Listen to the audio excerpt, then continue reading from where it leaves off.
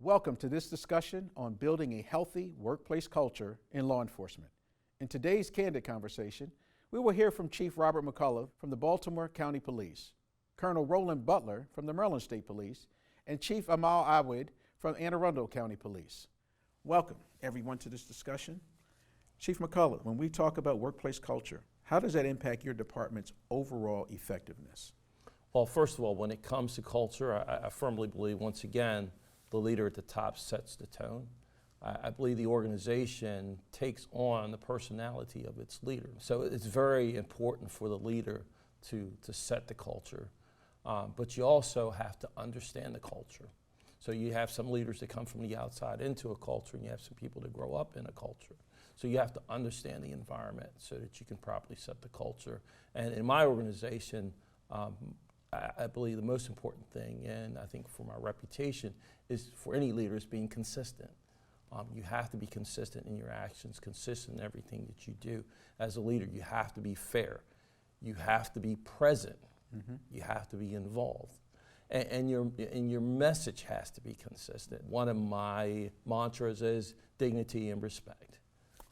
And that puts us in the concept of 21st century policing.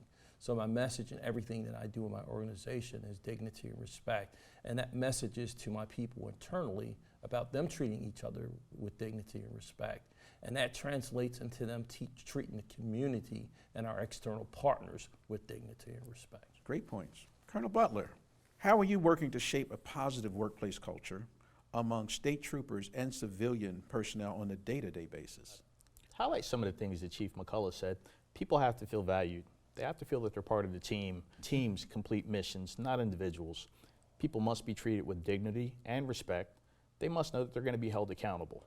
Holding a person accountable does not mean that you don't respect and appreciate everything they do. Good point. The bottom line with that is we're all moving in the same direction, sworn and civilian. The Maryland State Police has instituted a new program, the Performance Perspectives Program. It gets out.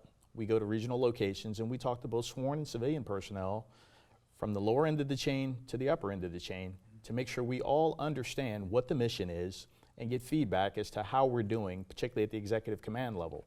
We need to know what we're doing right. We need to know what we can do better. And most importantly, we need the buy-in and understanding of the people that are out there every day connecting with the community. And as far as the messaging goes, we look at what we're doing to make the department better, what we're doing to make the state better. And we make sure we push that down in messaging. We make sure they understand, hey, you're a valued employee. Your wellness is of the utmost importance to us. The only way you can work at optimum capacity is if you're complete and whole. That being said, we make sure that they understand if we have to take a slight turn, if there's something that comes up where we need to adjust the course or the mission of the department, we send that out. And that's also filtered down with the executive command staff going out and meeting and talking with people. I think Chief McCullough said something very important. None of us can run our jobs or do our jobs from our offices. You have to go out and talk to people, whether that's as simple as a conversation at a gas pump, showing up at a station or a barrack, or just seeing someone walking across the parking lot. You have to engage in genuine conversation. Genuine conversation will help you get genuine results.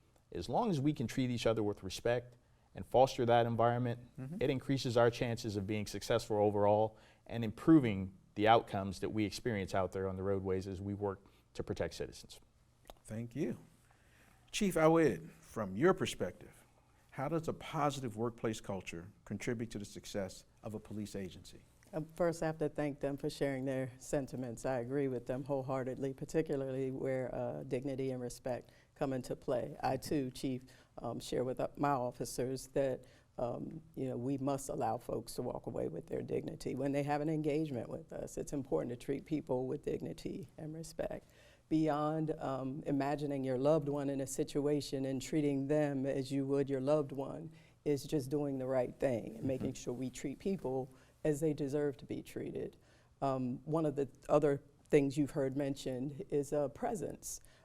I believe that it's important for officers not only to see us, but to be able to talk to us, to approach us and have meaningful conversation, whatever that may be.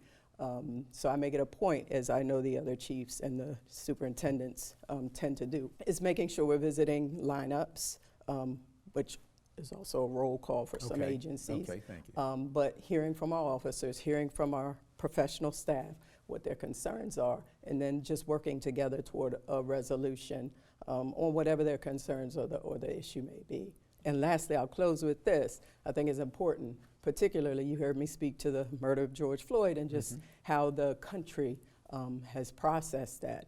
Well, there's been a negative turn toward law enforcement, and we speak of a pendulum, and it's swinging back center. But throughout that tumultuous time, the consistent messaging that our officers heard from me was I believed in them and that I loved them. I like that. Again, thank you for tuning into this conversation among law enforcement leaders.